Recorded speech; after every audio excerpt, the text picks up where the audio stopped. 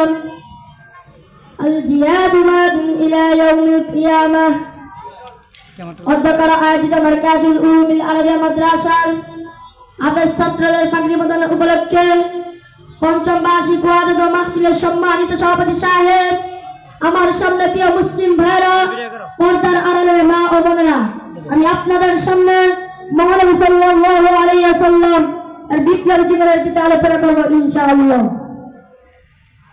ইতিহাসকালের নীরব সাক্ষী, ইতিহাস বলছে এই জিহাদের জন্য, এই ইসলামের বিপ্লবের কারণে অত্যাচারিত হয়েছেন হাজার হাজার আম্বিয়া রাসূল আলাইহিস সালামগণ। এই বিপ্লবের জন্যই বিশ্বের সর্বকালের সর্বশ্রেষ্ঠ মানব, পৃথিবীর সর্বযুগের সর্বশ্রেষ্ঠ বিপ্লবী আমাদের মহানবী সাল্লাল্লাহু আলাইহি সাল্লামকে তাজা কুঞ্জাতে হয়েছে, তাই ঠিক কিনা? এই বিপ্লবের জন্যই রাসূল করিম সাল্লাল্লাহু আলাইহি সাল্লামকে অস্ত্র ধারণ করতে হয়েছে।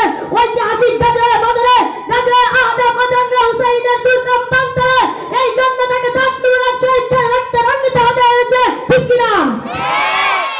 সর্বোপরি এই ইসলামের বিপ্লবের মহান উদ্দেশ্যে নবী সাল্লাল্লাহু আলাইহি সাল্লামকে লম্বা চড়া দিতে হয়েছে। প্রচন্ড গরম আর কাদের পাকার মৌসুমে 3.5 দিন বাড়ি কারণে প্রিয় মুসলিম ভাইরা আমার, বাস্তবিক পক্ষে রাসূলুল্লাহ সাল্লাল্লাহু আলাইহি সাল্লাম ছিলেন নীতিগতভাবে বিপ্লবী। তাই তো মহানবী সাল্লাল্লাহু আলাইহি সাল্লাম বিপ্লবী কণ্ঠে ঘোষণা করেছিলেন, ওয়াল্লাযী নাফসি বিয়াদিহি লা আদিতু আন উকতালা ফি সাবিলিল্লাহি সুম্মা উহইয়া সুম্মা উকতালা সুম্মা উহইয়া সুম্মা উকতালা সুম্মা উহইয়া সুম্মা উকতাল।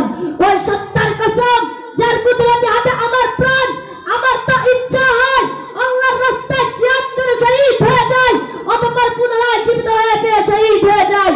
এরপর আমাকে আবার জীবিত করা হোক আর আমি জিহাদে ফি সাবিলিল্লাহি পূর্ণাঙ্গ শহীদ হয়ে যাই, এরপর আবার ফিরে আবার শহীদ হয়ে যায়। প্রিয় মুসলিম ভাইরা আমার, দুঃখজনক হলেও বাস্তব সত্য হচ্ছে এই যে আজ আমরা মুসলমানরা দুনিয়ার সর্বত্র হয়েও বিশ্বের সর্বত্র নির্যাতিত নিপীড়িত হচ্ছি, অথচ এমনটি তো কর্ম ছিল না। কারণ যেখানে আমাদের রয়েছে অর্ধশতাধিক স্বাধীন সার্বভৌম মুসলিম রাষ্ট্র, আমাদের রয়েছে পেট্রোল, শ্রমিক, বিরাট সম্পদ, রয়েছে প্রায় 150 কোটি দক্ষ জনশক্তি, সর্বোপরি আছে তার অবস্থান চমৎকার ভৌগোলিক অবস্থান, তারপরেও আমরা এগুলো মার খাচ্ছি। জি হ্যাঁ, আমি বলবো, দ্বার্থহীন কণ্ঠে বলবো, এছাড়াও বিপর্যয়ের অন্যতম প্রধান কারণ আমরা মহানবী সাল্লাল্লাহু আলাইহি সাল্লাম এর বিপ্লবী জীবনের আদর্শ ত্যাগ করেছি। অথচ তিনি পরিষ্কার ভাষায় ইরশাদ করেছেন, ওয়া ইযা তারাকুতুমুল জিহাদ ফাসাল্লাল্লাহু আলাইকুমুজ জিল্লাহ, অর্থাৎ যখন তোমরা জিহাদ পরিত্যাগ করবে তখন মহান আল্লাহ তোমাদের উপর অবস্থা চাপিয়ে দিবেন। অন্যত্র ইরশাদ করেছেন, আল জিহাদু মাদিন ইলা ইয়াউমিল কিয়ামাহ, অর্থাৎ জিহাদ ফি সাবিলিল্লাহি আর ধারাবাহিকতা কিয়ামত পর্যন্ত চলবে চলবে ইনশাআল্লাহ, ঠিক কিনা? আরো বলেছেন, রুয়াতু সিনামি আল জিহাদ, অর্থাৎ তরবারি তলদেশে রয়েছে জান্নাতের দরজাসমূহ। আবার এক হাদিসে ইরশাদ হয়েছে, ইন্না আবওয়াবাল জান্নাতি তাহতা জিলালিস সুয়ুফ, অর্থাৎ নিশ্চয়ই তরবারি তলদেশে রয়েছে জান্নাতের দরজাসমূহ।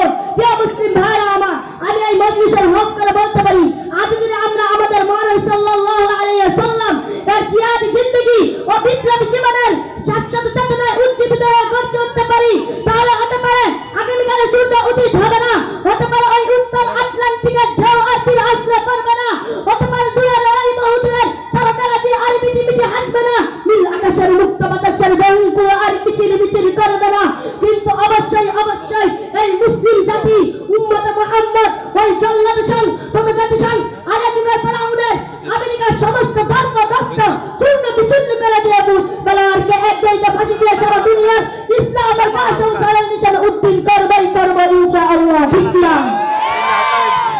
আমরা আরেকটি মদত দেবো, দরকার হলে আমরা আরেকটি রক্তাক্ত ওয়াদ দেবো, শুধু তাই নয়, হয়তো আরেকটি কারবালা সৃষ্টি করবো, কিন্তু তবুও সারা বিশ্বের খালেদ ইমান আমল ভিত্তিক ইসলামী বিপ্লব ঘটিয়ে আগ্রাসনবাদীদেরকে, সাম্রাজ্যবাদীদেরকে জানতে খবর দিবই দিব ইনশাআল্লাহ।